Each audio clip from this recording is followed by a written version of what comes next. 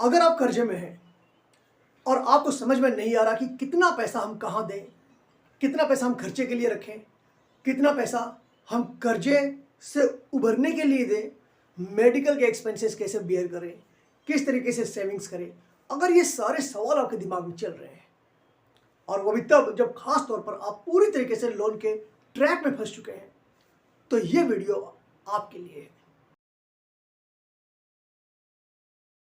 नमस्कार दोस्तों, स्वागत करता हूं एक बार फिर से मैं आप सभी का आपके अपने चैनल सिंप्लिसिटी इन फाइनेंस में। आज की इस वीडियो में मैं आपको बताने वाला हूं 5 ऐसी टिप्स जिससे भले आप कर्जे के दलदल में फंसे हो, इसके बावजूद आप सेविंग्स कर सकते हैं, इसके बावजूद आप पैसे बचा सकते हैं, यू कैन हैव सेविंग्स। इसके बावजूद आप अपने मेडिकल के खर्चों का कवर कर सकते हैं, इसके बावजूद आप के पास एक अच्छा खासा फंड हो सकता है, इसके बावजूद आप अपने डेट को उतार सकते हैं। किस तरीके से क्या करना है, पूरी की पूरी बात आज के वीडियो में मैं आपको बताने वाला हूं। तो वीडियो में लास्ट तक बने रहिए और अगर ये वीडियो पसंद आता है तो दूसरों के साथ शेयर करना मत भूलिए। दोस्तों, सबसे पहली बात आपको ये समझनी है कि अगर आपको कर्जे से मुक्त होना है या आप अपने फाइनेंस के साथ, अपने पर्सनल फाइनेंस के साथ किसी भी तरीके का रिलेशनशिप रखने की कोशिश करें, first thing first is budgeting basics. ये बहुत जरूरी है। आप बोलेंगे यार वही घिसा पिटा टॉपिक, बजट। दोस्तों, गवर्नमेंट बजट बनाती है देश की तरक्की के लिए, बड़ी बड़ी कंपनियां बजट बनाती है अपनी कंपनी की ग्रोथ के लिए।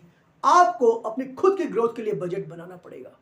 अगर आप बजट नहीं बनाते हैं ना तो डेट में है ना, फिर दोबारा डेट में जाएंगे, क्योंकि आपको पता ही नहीं कि कितना पैसा आ रहा है और कितना पैसा नहीं आ रहा है।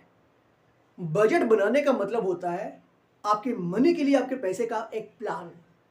अपने एक्सपेंसेस को और अपनी इनकम को ट्रैक कर पाएंगे आप, और आप ये जान पाएंगे कि ये पैसा जा कहां रहा है, और जानने के बाद आप उसे कंट्रोल कर पाएंगे। जिस चीज को हम मॉनिटर करना शुरू करते हैं ना, धीरे धीरे वो चीज आपके कंट्रोल में आनी शुरू हो जाती है, और बजट उसे मॉनिटर करने का एक तरीका है। और आज की तारीख में बजट बनाना बहुत आसान हो गया है।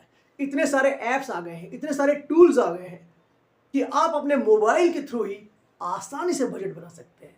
तो बजट आपको बनाना है, बहुत ही ईजी है दोस्त। कैसे बनाना है मैं बता देता हूं मोटे मोटे तौर पे। मैं बहुत ज़्यादा डीप डाउन नहीं जाने वाला इस वीडियो में, लेकिन मोटे मोटे तौर पे मैं ये मानता हूं कि आपकी उम्र 30 साल की है मोटे मोटे तौर पर, और 30,000 रुपये आपकी तनख्वाह है। तो ध्यान रखिए कि जो 50% है वो 50% should go to your necessities. आपकी जो भी ज़रूरतें हैं, जिसमें मकान का किराया हो सकता है, आपका खाना हो सकता है, यूटिलिटीज़ के जो बिल्स है वो हो सकते हैं, बच्चों की एजुकेशन है, जो भी है आपको 50% में ही कवर करना है। यानी कि अगर 30,000 रुपये आपकी तनख्वाह है तो आपको सिर्फ 15,000 रुपये में सारी चीज़ें कवर करनी है। बाकी का जो 20% है वो जाना चाहिए सेविंग्स के लिए। मुझे पता है कि आप पूरी तरीके से कर्ज के दलदल में फंसे हो, लेकिन ये बहुत ज़रूरी है। 20% शुड गो टू सेविंग्स, और जो 30% है वो डिस्क्रिशनरी एक्सपेंसेस के लिए होने चाहिए। कैसे, आगे हम बात करेंगे। Number 2, starter emergency fund. तो बजटिंग की बात तो हमने सीख ली, अब आपके पास एक स्टार्टर इमरजेंसी फंड होना चाहिए। ये स्टार्टर इमरजेंसी फंड से थोड़ा सा अलग होता है। इमरजेंसी फंड होता है 6 महीने से लेकर 1 साल तक का आपका टोटल खर्चा। स्टार्टर इमरजेंसी फंड का मतलब क्या है और क्यों जरूरी है, पहले मैं बता देता हूं कि ये जरूरी क्यों है। अगर आप कर्ज के दलदल में फंसे दोस्त, तो ध्यान रखिए कि आपकी मदद के लिए कोई नहीं आने वाला। क्या करेंगे अचानक, अगर अचानक 50,000 रुपये की आपको जरूरत होगी आज की डेट में, क्या आपके पॉकेट में अभी इस वक्त 50,000 रुपये है? मैंने पोल करवाया था और मैं करवाता रहता हूं कि क्या आपके पास 10,000 रुपये है, क्या आपके पास 15,000 रुपये है, और जवाब आता है मेजॉरिटी ऑफ देम से नो। तो अगर 50,000 रुपये की आपको अचानक जरूरत आ गई, आप क्या करेंगे? और ध्यान रखिए, जरूरतें कभी बोल कर नहीं आती, और इसलिए आपके पास थोड़ा पैसा तो होना ही चाहिए दोस्त। 20,000, 30,000, 50,000, कम से कम 50,000 तो होना ही चाहिए। तो इसके लिए आपको एक स्टार्टर इमरजेंसी फंड बनाना है। आप बोलोगे ये कैसे होगा, तो मैं बता देता हूं। अगर आपकी तनख्वाह 30,000 है, अभी हम बात कर रहे थे, 20% मैंने सेविंग्स के लिए कहा। 20% यानी 6,000 रुपये, 10 महीने में 60,000 रुपये, और 10 महीने दोस्त यूं ही निकलते हैं। 60,000 नहीं तो 50,000 ही सही, 50,000 नहीं तो 40,000 ही सही। एक स्टार्टर इमरजेंसी फंड अगर आप चाहते हैं तो ये बिल्कुल तैयार हो सकता है, क्योंकि ध्यान रखिए सिविल स्कोर आपका खराब हो चुका है। दोस्त यार रिश्तेदार नातेदार कोई मदद करने के लिए नहीं आने वाला है, और अब आपका सिविल खराब होने की वजह से न एनबीएफसी कंपनी आपको कोई लोन देने वाली है और नहीं कोई बैंक। तो थोड़े समझदार बनिए, बी वाइज मनी वाइज। और एक स्टार्टर इमरजेंसी फंड आपको बनाना है, कम से कम 40-50-60 हज़ार रुपये का तो होना ही चाहिए। और एक बार अगर आपके पास ये पैसा आ गया ना दोस्त, तो ध्यान रखिए आप बहुत अधिक कॉन्फिडेंट फील करेंगे। और जिनके तनख्वाह 30,000 रुपये नहीं है, कम है, मैं ये मानता हूं कि उनके एक्सपेंसेस भी कम होंगे। उदाहरण के तौर पे मान लीजिए कि अगर 20,000 रुपये आपकी तनख्वाह है, तो आपका स्टार्टर इमरजेंसी फंड 60,000 का नहीं 30,000 का हो सकता है। लेकिन आपको स्टार्टर इमरजेंसी फंड बनाना नहीं तो अगर इमरजेंसी आ गई ना, बहुत बड़ी मुसीबत में फंस जाओगे। इतना होने के बाद तीसरा स्टेप, डेट मैनेजमेंट।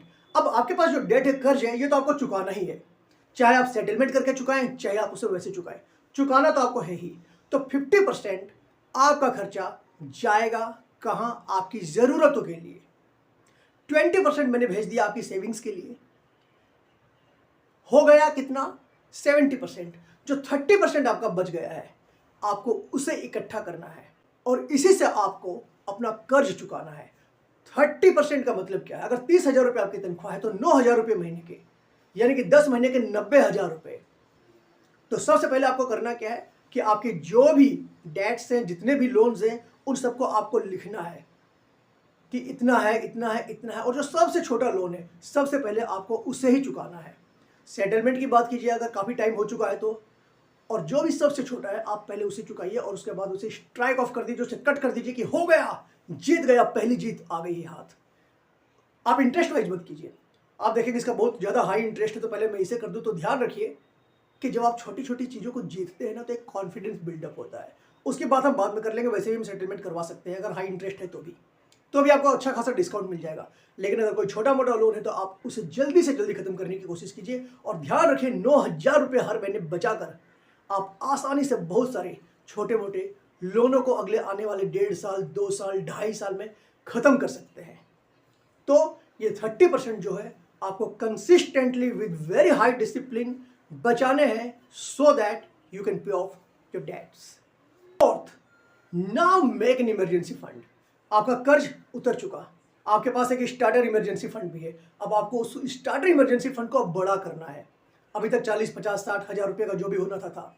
अब आपके पास कर्ज नहीं है, तो ये जो 30% आप दे रहे थे, इस 30% को आपको हर महीना डालना है। और 20% आप वैसे भी स्टार्टर इमरजेंसी फंड में डाल रहे हैं, सो आप अपनी सैलरी का 50% अब डालते रहेंगे जब तक कि आपके पास आपके महीने का जो टोटल एक्सपेंस है उसका 12 गुना न हो जाए। यानी कि आपको 1 साल के लिए एक इमरजेंसी फंड बनाकर रखना है, क्योंकि कोरोना या ऐसी कोई भी मुसीबत कभी भी आ जाती है दोस्त, कभी बोल कर नहीं आती। और अगर आपके पास महीने भर का ही भी खर्चा नहीं है, कि आपको एक ऐसा इमरजेंसी फंड बनाना है, become fully funded next 12 months. 12 महीने तक अगर आपकी इनकम एकदम स्टॉप हो जाती है for whatsoever reason, you have your money to support you, because nobody will help you when the chips are down। कोई मुसीबत में मदद करने के लिए नहीं आता दोस्त, और इसलिए आपको अपनी मदद खुद ही करनी पड़ेगी, उसी की मदद करते जो अपनी मदद खुद करता है। And now fifth, invest in yourself. आपको अपने आप में इन्वेस्ट करना है। ध्यान रखिए, अगर आप अपनी स्किल्स को बढ़ा सकते हैं, अगर आप कुछ नया लर्न कर सकते हैं, तो आप अपनी इनकम को बढ़ा सकते हैं। इनकम को अगर आप बढ़ाएंगे तो आप अपने आप को फाइनेंशियली ज़्यादा सिक्योर कर पाएंगे। इसलिए आपको अपनी स्किल्स को बढ़ाना, आप उसमें इन्वेस्ट कीजिए। अपने आप में जो भी आप इन्वेस्ट करेंगे वो एक तरीके का इन्वेस्टमेंट, आप उसे खर्चा बिल्कुल मत मानिए। एक छोटा सा एग्जांपल देना चाहता हूँ। अगर आपको ड्राइविंग नहीं आती है, अगर आप ड्राइविंग सीख लेते हैं 5,000, 6,000, 7,000 लगाकर, तो ध्यान रखिए कि आप अपने लिए इनकम स्ट्रीम को जनरेट कर सकते हैं। This is just an example. तो आप अगर अपनी स्किल्स को बढ़ा सकते हैं तो आप बहुत कुछ कर सकते हैं।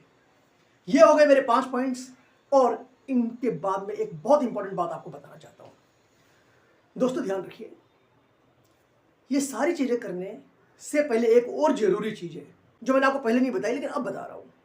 एक है टर्म प्लान और दूसरा है हेल्थ इंश्योरेंस। हेल्थ इंश्योरेंस और टर्म प्लान के लिए हो सकता है इस वक्त अभी आपके पास पैसे नहीं हो, क्योंकि आप डेट में पूरी तरीके से फंस चुके हैं। तो हेल्थ इंश्योरेंस के लिए आजकल हमारी जो सरकार, इनके पास अलग अलग तरीके की स्कीम्स होती हैं। उदाहरण के तौर पे हमारे केंद्र सरकार का आयुष्मान भारत कार्ड, या अलग अलग राज्यों में भी बहुत सारी स्कीम्स होती हैं, आप इनका वो हेल्थ कार्ड जरूर ले लीजिए, ताकि अगर आप कभी बीमार हो जाते हैं तो कम से कम आपको अपनी पॉकेट से खर्चा नहीं करना पड़े। तो कवर हो गया आपका हेल्थ इंश्योरेंस। और दूसरा है टर्म प्लान, वो कोई आपको देता नहीं है, इसलिए दोस्त टर्म प्लान आप 50 लाख रुपये का लीजिए। आपको जो मैंने 30% बताया था ना, आपको पे ऑफ करना है अपने क्रेडिटर्स को, अपने लैंडर्स को, उसमें से सिर्फ 500 रुपये आपको निकालने हैं। मैं ये मानता हूं कि आपकी उम्र 30 साल की है, ओके, और आपको एक टर्म प्लान चाहिए 60 साल की उम्र तक, ताकि अगर कभी 60 साल की उम्र से पहले आपको कुछ हो जाए तो कम से कम आप अपनी फैमिली को सिक्योर कर पाए, उन्हें एक लमसम अमाउंट मिल जाए। मैंने कैलकुलेट किया है 600 रुपये से भी कम, यानी कि रोज के 20 रुपये, सिर्फ रोज के 20 रुपये देकर आप 50 लाख रुपए तक का टर्म प्लान ले सकते हैं। अगर आपकी वाइफ है, अगर आपके बच्चे हैं, 2 हैं या 3 हैं या 1 है, तो कम से कम ये 50 लाख रुपए, God forbid if anything happens to you, वो 50 लाख रुपए उनके लिए बहुत बड़ा सहारा होंगे। और अगर आप इसे थोड़ा और बढ़ा सकते हैं अपने उसी 30% में से, आप उन्हें थोड़ा कम दे दीजिएगा, 9,000 के बजाय अपने लेंडर्स को 8,000 रुपये हर महीने दे दीजिए। लेकिन अगर आप टर्म प्लान ले लेते हैं तो ध्यान रखिए कि आप अपनी फैमिली को 50 लाख, 60 लाख, 70 लाख रुपए तक बचा सकते हैं। और एक बात का ध्यान रखिए, मैंने कहा रोज के 20 रुपये, यानी कि अगर आपके परिवार में 3 लोग हैं तो एक के ऊपर 10 रुपया भी नहीं आया, and you will be able to protect them. अगर आपका परिवार है तो आप सिर्फ 20 रुपये में पूरे परिवार को कवर कर सकते हैं। कवर करने का मतलब यह है कि अगर आपको कुछ हो जाता है तो एक लमसम अमाउंट आपकी फैमिली को मिलेगा, and with that money, while you will not be there, the money will be there to protect them, to help them. So live responsibly। ये भी बहुत जरूरी है कि आप रिस्पॉन्सिबली अपनी फैमिली की जिम्मेदारी उठाएं, भले ही आप कर्ज के दलदल में फंस गए हो। अगर आप 50 लाख का नहीं लेना चाहते तो 25 लाख का ले लीजिए, 300-400 रुपये में हो जाएगा, वो भी पूरे महीने के 300-400 रुपये, यानी कि रोज के सिर्फ 10-12-15 रुपये। इतने तो यार आप इतना तो यार आप दे ही सकते हो ना। चलिए, उम्मीद करता हूँ इस वीडियो से आपको बहुत महत्वपूर्ण जानकारी मिली होगी। अगर आपको ये वीडियो पसंद आया तो आपको करना क्या है, मेरे चैनल को सब्सक्राइब करना है और बेल बटन पर क्लिक करने से इससे जब कभी भी मैं कोई नया वीडियो पोस्ट करूंगा तो उसकी नोटिफिकेशन आपके पास सबसे पहले आ जाएगी। और मैं आपको बता दूं कि मैं इस तरह की वीडियोस बनाता रहता हूं। इसके अलावा अगर आपको डेट से संबंधित, अपने कर्ज से संबंधित कोई भी जानकारी चाहिए, किसी भी तरीके की आपको हेल्प चाहिए, कोई भी मदद चाहिए, आपके ऊपर कोई केस हो गया हो, या फिर आपको रिकवरी वाले परेशान कर रहे हो, या फिर आपके पास कोई लीगल नोटिस आया हो, कोई आर्बिट्रेशन का नोटिस आया हो, सेक्शन 25 में या सेक्शन 138 में केस हो गया हो, किसी भी तरीके की कोई भी प्रॉब्लम अगर आपको है तो अगर आप चाहें तो मुझसे 1-on-1 कंसल्टेशन भी ले सकते हैं। इसके लिए नीचे स्क्रीन पर जो आपको व्हाट्सएप नंबर दिख रहा है, आपको मुझे हाई भेजना है, आपको आगे की स्टेप्स मिलेंगे और उसके बाद आप मुझसे बात कर सकते हैं। ये एक पेड सर्विस है, तो अगर आपको फ्री एडवाइस चाहिए तो उसके लिए आपको सिर्फ वीडियोस देखने हैं। लेकिन अगर आपको लगता है कि नहीं, मैं एक कंसल्टेशन ले लेता हूँ, ज़रूरी अगर आपको लगता है, अगर आपको ऐसा लगता है कि नहीं ये ज़्यादा बेहतर है, 1-on-1 बात हो पाएगी, बेहतर तरीके से मैं आपको समझ पाऊंगा, बेहतर तरीके से आपको मदद मिल पाएगी, तो आप बिल्कुल एक पेड कंसल्टेशन ले सकते हैं। चलिए, आज के वीडियो में इतना ही, मिलता हूँ आपसे जल्दी अपने अगले वीडियो में।